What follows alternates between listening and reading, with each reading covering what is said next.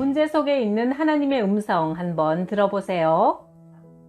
내가 신학대학원 2학년에 다니고 있었을 때 등록금 마감 시간이 지났지만 열심히 기도했지만 돈이 채워지지 않아 낙심이 되었다. 계속 기도했지만 혼자 씨름하고 있는 느낌이었고 학교 식당에 식권도 살 수가 없어 몇 끼를 굶었더니 수업도 머리에 들어오지 않았다. 이런 마음으로 학교에 있어 뭐 하랴 싶어 나는 수업을 그만두고 집으로 돌아왔다. 기도도 되지 않았고 아무 의욕이 없었다. 아무리 사는 게 힘들어도 나의 유일한 기쁨과 소망은 주님과 교통하는 것이었는데 주님 하고 부르면 속에서 시원함을 느꼈는데 이제 그 교통마저 막혀있다고 느껴져서 주를 불러도 아무 감동이 없었다. 유일한 삶의 기쁨이 막히니 아무 삶의 낙이 없었다. 그리고 주일이 되었지만 나는 교회도 가지 않았다. 그저 비참한 심정으로 집에서 뒹굴다가 저녁이 되었다. 아무리 그래도 저녁 예배까지 드리지 않고 주일을 보낼 수는 없다는 생각에 가까운 교회로 걸어갔다. 의무감에서 마지못해 왔기 때문에 설교도 귀에 들려오지 않고 처량한 기분에 잠겨있을 뿐이었다.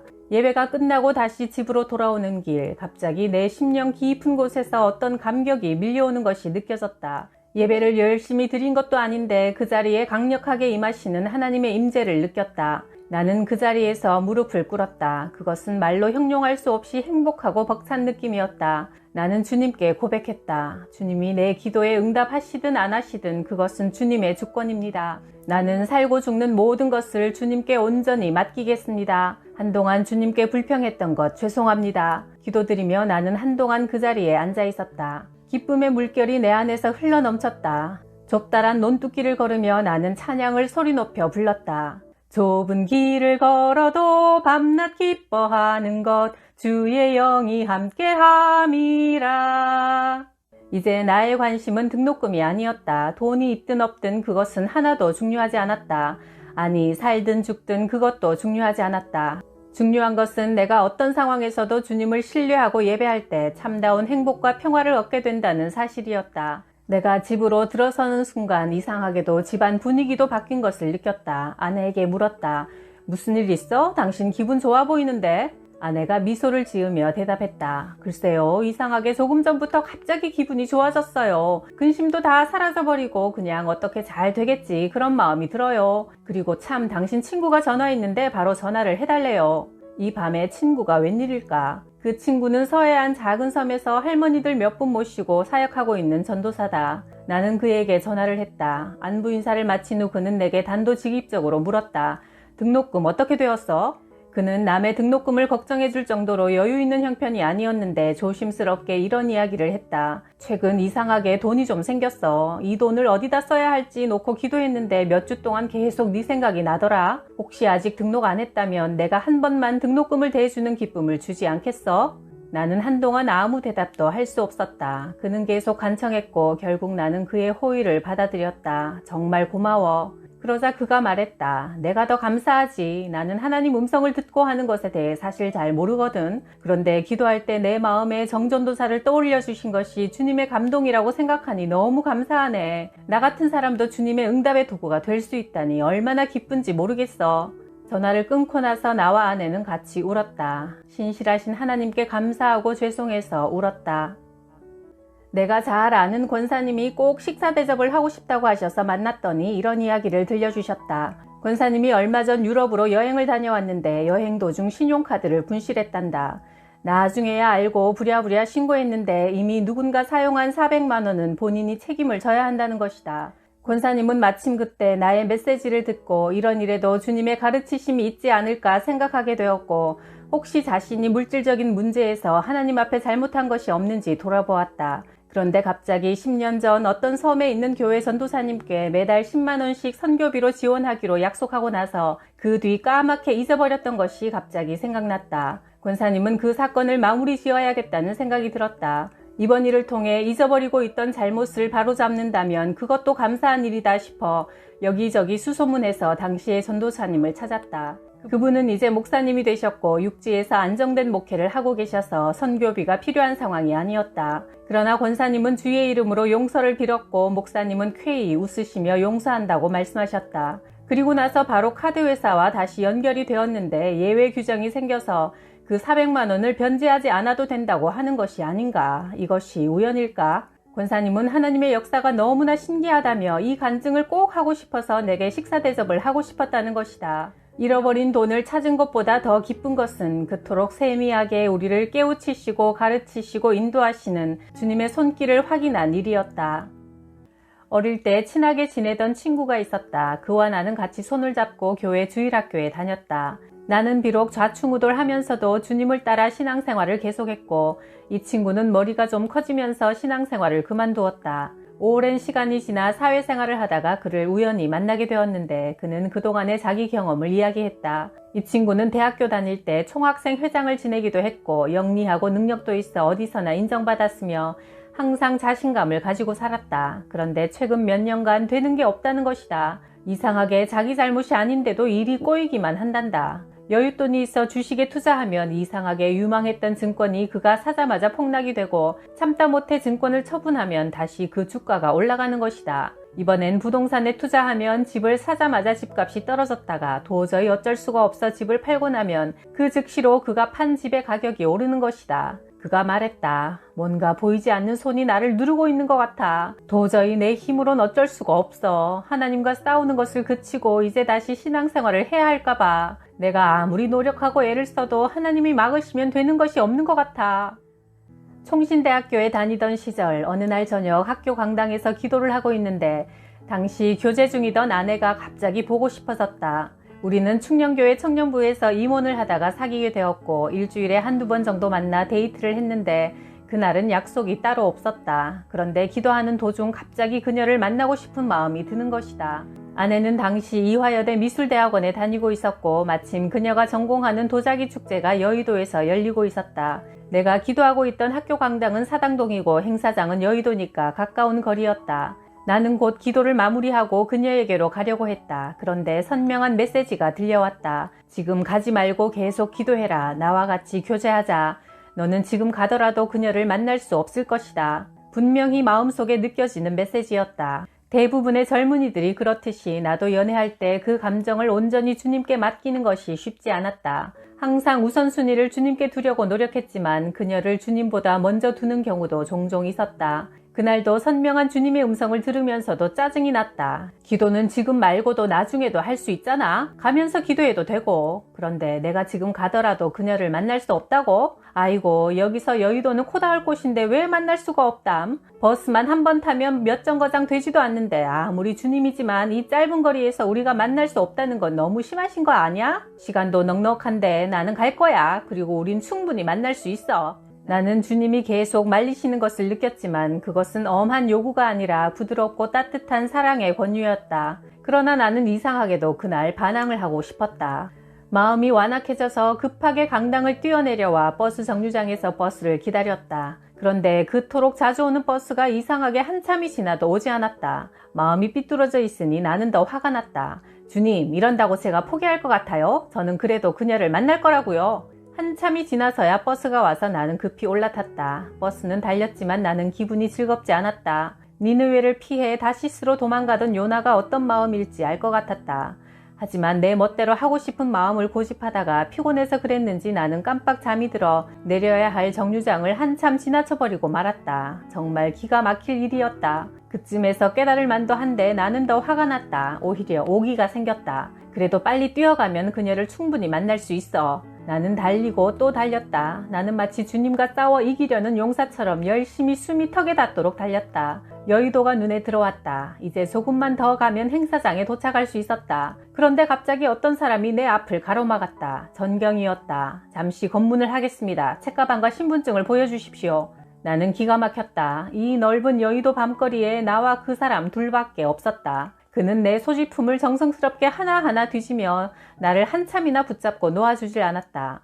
나는 분통이 터져 죽을 지경이었다. 그는 내가 아내를 만나지 못하도록 사명을 가지고 온 것 같았다. 간신히 그에게서 노연하자 이제는 시간 여유가 별로 없었다. 나는 더 빨리 달리기 시작했다. 주님께서 나를 막으시는 것을 충분히 알고도 남았지만 이제는 누가 이기나 해보자 하는 심정이 들었다. 다행히도 행사장에 도착해보니 아직 문을 닫기 전이었다. 나는 회심의 미소를 지었다. 마침 퇴근 시간이라 일을 마치고 나오는 그녀를 만날 수 있을 터였다. 나는 그녀가 앞문으로 나온다는 것을 이미 들어서 알고 있었기 때문에 앞문으로 있는 힘을 다해 뛰어갔다. 그런데 기가 막히게도 앞문은 굳게 닫혀 있었다. 나중에 알고 보니 유일하게 그날만은 모두 다 뒷문으로 퇴근했다는 것이다. 나는 다시 전력을 다해 한참 떨어진 뒷문을 향해 달려갔다. 뒷문에서 사람들이 한두 사람 걸어 나오는 것을 보았지만 그녀는 없었다. 나는 다시 버스 정류장으로 달려갔다. 거기에도 그녀는 없었다. 그녀는 내가 도착하기 바로 직전에 버스를 타고 집으로 돌아갔던 것이다. 어두컴컴한 여의도 광장. 나는 너무나 지치고 피곤해서 그 자리에 쓰러지듯 주저앉았다. 굵은 눈물이 쏟아져 나왔다. 나는 그냥 그 자리에 엎어져 울었다. 나는 나 자신에게 너무나 화가 나고 실망했다. 내 안에 이토록 주님을 향해 반항적이고 고집센 모습이 있으리라고는 생각지도 못했다. 주님이 허락하시지 않으면 내가 아무리 애를 쓰고 노력해도 아무것도 할 수 없다는 것을 나는 아직도 충분히 깨닫지 못하고 있었던 것이다. 나는 그 자리에서 오랫동안 흐느껴 울면서 그저 주님 죄송해요, 죄송해요, 죄송해요 하고 되풀이할 뿐이었다. 그 사건 이후 나는 그녀의 문제에 대해 초연해졌고 내 감정과 사랑을 주님 손에 맡기게 되었다. 나는 그날 내 인생을 주님이 인도하시지 않으면 아무리 잘 될 것 같아도 전혀 되지 않는다는 것과 주님께 철저하게 순종하고 따라가야 한다는 사실을 배웠다. 신학교를 마치고 목회를 시작한 지 얼마 되지 않아 나는 큰 교회 주일 저녁 예배 강사로 초청받았다. 그동안 작은 교회의 몇십 명 성도 앞에서 설교하다가 큰 강단에 올라가 수많은 성도님들 앞에서 설교를 하려니 신이 났다. 1시간이 넘게 부흥사처럼 폭포수같이 말을 쏟아냈다. 장로님, 권사님들이 모두 나와 악수하려고 줄을 섰다. 그들은 90도로 허리를 굽히며 인사말을 던졌다. 이렇게 시원한 설교는 처음 들어봅니다. 나는 겸손하게 대답했다. 아이고, 별 말씀을 다 하십니다. 하지만 속으론 이렇게 대답했다. 사실 저도 그렇게 생각합니다. 어떤 분은 허리를 굽히며 말했다. 정말 은혜 많이 받았습니다. 어쩌면 젊은 분이 그렇게 설교를 잘하세요. 역시 나는 겸손하게 대답했다. 감사합니다. 하나님의 은혜지요. 하지만 역시 속으론 이렇게 말했다. 그 정도는 보통입니다. 하하. 나는 의기양양해서 집으로 돌아왔고 아내에게는 겸손을 떨지 않았다. 나는 아내에게 손가락으로 V자를 그리며 자랑스럽게 말했다. 여보, 나 오늘 스타 됐다? 나는 거드름을 피우며 오늘의 성공담에 대해 신이 나서 이야기했고 아내도 같이 기분이 좋아서 내 이야기를 거들었다. 하지만 그렇게 떠벌리면서도 왠지 불안한 느낌이 들었고 즐겁기는 했지만 뭔가 찜찜한 구석이 있었다. 그날 밤 나는 뜬 눈으로 보냈다. 집게벌레인지 뭔지가 나를 밤새 물어뜯는 것이다. 자다가 깨어서 이불을 들치고 어떤 놈들이 나를 무는지 찾으려고 애썼지만 아무것도 찾아낼 수 없었다. 그래서 포기하고 또 잠이 들려고 하면 또 뭔가가 나를 물어뜯었다. 아침이 되어 벌레에게 물린 자국을 조사해보니 15군데가 물렸다. 나는 이 집게벌레들이 왜 나타났는지 그리고 내가 왜 물렸는지 너무나 뻔히 알 것 같았다. 내가 어젯밤 온갖 잘난 척을 하며 교만을 떨었기 때문이다. 아내도 같이 벌레에 물렸다. 아내도 내 이야기에 맞장구 치며 동조를 했으니까. 그러나 아내는 주동자가 아니라 내 단순 가담자였기 때문에 나보다는 훨씬 적게 15군데를 물렸다. 아내는 아침에 일어나자마자 말했다. 이불을 다 새로 빨고 초강력 살충제를 뿌려야겠어요. 그러나 나는 고개를 저었다. 그럴 필요 없어. 나만 회개하면 돼. 그리고 나는 즉시 강대상으로 올라가 무릎을 꿇었다. 주님 죄송합니다. 다시는 까불지 않을 테니까 한 번만 봐주세요. 기도하면서 나는 주님의 그런 메시지를 느꼈다.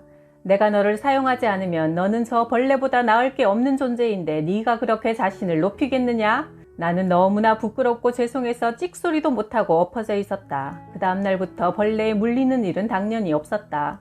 성경에도 주님께서 우리에게 깨우침을 주시기 위해 벌레를 사용하시는 일이 여럿 나온다. 요나를 가르치시려고 벌레가 넝쿨을 갉아먹게 하시고 헤롯 왕이 하나님께 영광을 돌리지 않았을 때 벌레에게 먹혀 죽게 하셨다. 주님은 작고 하찮은 것을 통해서도 우리에게 경고하시고 가르치실 수 있다. 또한 그분은 아주 부족한 이들을 통해 일하시기를 즐겨하신다. 왜냐하면 작고 연약한 사람들은 영리하고 유능한 이들과는 달리 주님의 영광을 도둑질하지 않기 때문이다. 나는 신학대학원을 다니면서 사역지를 얻기 위해 오랫동안 기도했다. 당시 나는 내가 유능하다고 생각했고 자신감이 넘쳐 있었다. 그러나 전도사 자리도 구해지지 않았다. 가려고 했던 것도 꼭 무슨 사정이 생겨 결국은 못 가게 되는 일이 반복됐다. 이 문제에 대해 많은 시간을 들여 기도했지만 길이 열리지가 않아. 이럴 거라면 왜 나를 주회종으로 부르셨는지 속이 상하고 답답했다. 당시 나는 일정한 교회를 정하지 않고 아내와 같이 이 교회 저 교회에 다니며 예배를 드렸다. 내겐 대부분의 설교들이 한심스럽게 느껴졌다. 집에 오면 설교자가 한 성경 본문을 가지고 아내에게 다시 설교를 시작했다. 세상에, 그 본문을 가지고 그렇게 설교를 하다니. 그게 본문 내용과 무슨 상관이 있어. 나 같으면 그렇게 하지 않을 거야. 그 메시지가 뭐냐 하면, 나는 그렇게 열심히 떠들어댔고 아내는 듣다가 졸다가 했다. 나는 설교를 하고 싶었지만 설교할 기회가 없었다. 어쩌다가 어떤 교회에서 전도사로 일하기로 하고 설교를 하고 나면 사람들은 들으면서 통곡하며 뒤집어졌지만 설교 후에 전도사 채용은 취소되곤 했다. 그러던 어느 날 나는 내 사역이 막히는 이유를 알게 됐다. 그것은 너무나 쉽고 간단한 것이었지만 나는 그것을 아는데 무려 6년이라는 긴 시간이 걸렸다. 어느 날 타오르는 부흥의 불길이라는 책을 읽었다. 그 책은 인도네시아에 있었던 놀라운 부흥의 역사에 대한 기록이다. 전도자들은 치유를 위한 기도를 하기 전에 환자에게 이런 이야기를 했다. 우리는 하나님께 당신의 병을 고쳐달라고 기도할 것입니다. 하나님께서 병을 고치실지 안 고치실지 우리는 알지 못합니다. 그러나 당신은 병이 낫든지 낫지 않든지 먼저 하나님께 회개해야 합니다. 그 단순한 메시지에 나는 충격을 받았다. 우리는 기도하겠다. 그러나 병을 고치실지 안 고치실지 그것은 하나님께 달린 일이다. 당신은 병 낫기 위해 먼저 회개하라. 그 이야기는 강하게 내 심령을 찔렀다. 나는 하나님의 주권에 대해 그때까지 아직 충분히 깨닫지 못하고 있었던 것 같다. 하나님께서 길을 열지 않으시면 사람은 아무것도 할 수 없다는 것을 통렬하게 느끼지 못했다. 나는 나 자신이 아주 유능한 사람이라고 생각했고 나와 같이 유능한 종을 사용하지 않으면 하나님이 손해라고 생각하고 있었다. 그러므로 나는 아주 높은 마음을 가지고 있어서 어떤 유명한 사역자에 대해서도 별로 존경하지 않았다. 나는 누구는 무엇이 잘못되었고 누구는 무엇이 부족하며 누구는 이게 틀렸다고 아주 쉽게 이야기하곤 했다. 적어도 그런 태도들이 내 사역에 걸림돌이 된다는 사실을 전혀 알지 못했다.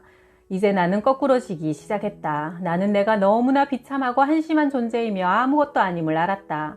나같이 악하고 교만하고 못된 사람이 없는 것을 나는 깨닫기 시작했다. 나는 울었다. 한 달이 넘게 울었다. 기도를 하기만 하면 판단하고 정죄하고 비판한 내 죄악이 너무나 크고 선명하게 부딪혀와서 도저히 견딜 수가 없었다. 나는 사역에 대한 기도를 포기했다.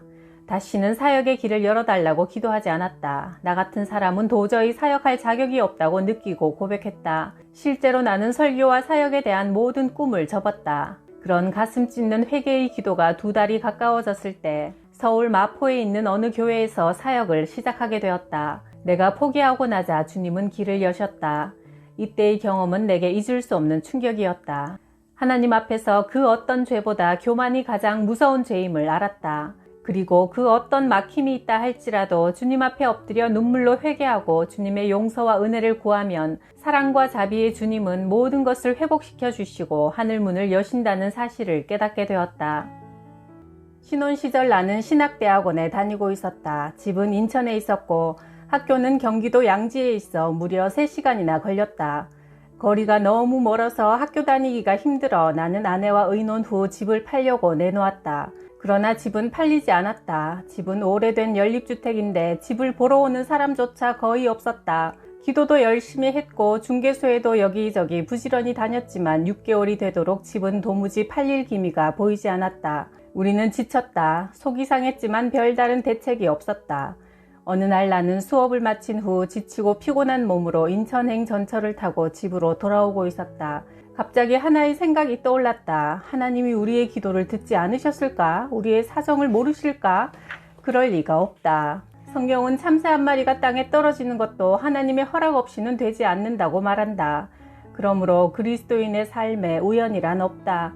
분명히 하나님께서 우리에게 뭔가를 가르치시기 위해 이런 과정을 허락하시는 것이다. 우리의 기도가 응답되지 않게 막고 있는 것이 무엇일까? 우리가 뭔가 잘못한 게 있는 건 아닐까? 집이 팔리지 않는 것은 물질의 문제다. 그렇다면 물질로 내가 잘못하고 있는 게 무엇인가? 그 집은 장인어른이 우리가 결혼할 때 우리에게 주신 것이다.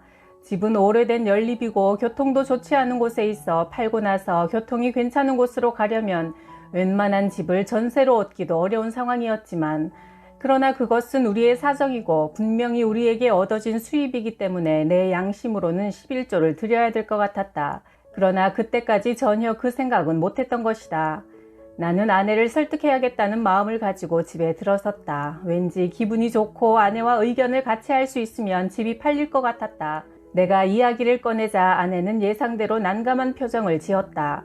그렇잖아도 돈이 많이 모자라는데 어떻게 하려고 그래요? 중요한 것은 우리의 형편이 아니요. 하나님이 우리를 인도하시고 훈련하고 계시는데 우리가 눈앞의 현실 때문에 주님께 순종하지 못한다면 우리는 좋은 주님의 종이 될 수 없을 거요. 하나님이 마음만 먹으시면 모든 것이 다 잘 될 텐데 걱정할 게 뭐가 있겠소. 하지만 하나님 보시기에 합당지 못하면 우리 삶은 엉망이 되고 말 거요. 우리는 그 자리에서 같이 무릎을 꿇고 주님께 기도했다.